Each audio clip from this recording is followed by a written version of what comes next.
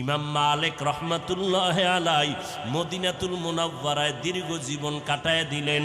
কোনোদিন মদিনার অলিতে গলিতে জুতা পরে না, কারণ নবীর কদম মোবারক কোন জায়গায় লাগছে। আমি ইমাম মালিক মদিনার জমিনে জুতা পরিধান করে চলবো না। নবীজির মোহাব্বত জুতা পরিধান করে না ইমাম মালিক। এটা চূড়ান্ত মোহাব্বতের পরিচয়। মোহাব্বত মানুষকে অন্ধ বানাইয়া দেয়। সেই ইমাম মালিকের সাথে বারবার নবীর সাথে ঘুমের ঘরে জিয়ারত হয়, মোলাকাত হয়। ইমাম মালিক মক্কা যাবে, বাইতুল্লাহ ধরে একটু লাব্বাইক বলবে, আল্লাহর ঘরের কিনারায় 1 রাকাত নামাজ পড়বে, 1 লক্ষ রাকাত নামাজের সওয়াব পাবে। কিন্তু যাইতে বড় ভয়, আমি যদি মক্কায় গিয়া মরিয়া যাই, মদিনায় তো আমার কবর হবে না।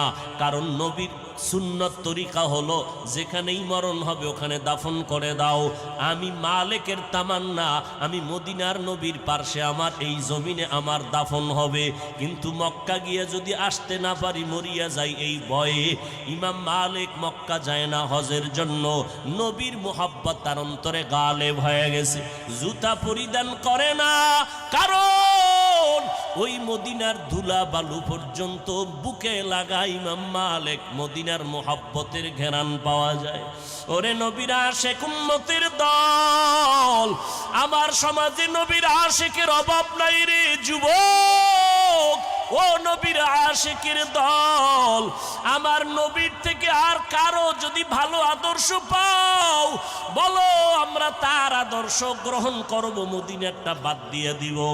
নবীর তরিকা ছাড়া ভালো কোনো তরিকা থাকলে বলো, আমরা তারটা গ্রহণ করব, মদিনারটা বাদ দিব।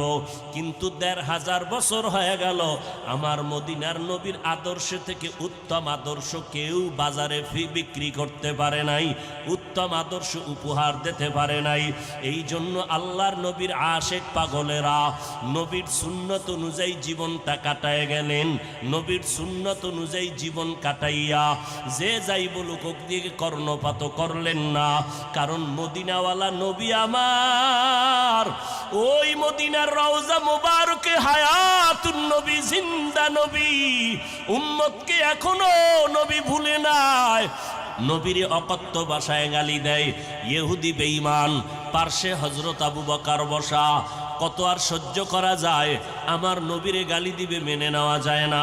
আবু বকর জবাব দিতে উদ্যত হয়। আল্লাহর নবী ইশারায় বললেন আবু বকর জবাব দিবেন না। ইহুদি একচাটিয়া গালি দিতেছে, আল্লাহর নবী চুপ করে বসে আছেন। আবু বকরের চোখ দিয়া পানি বের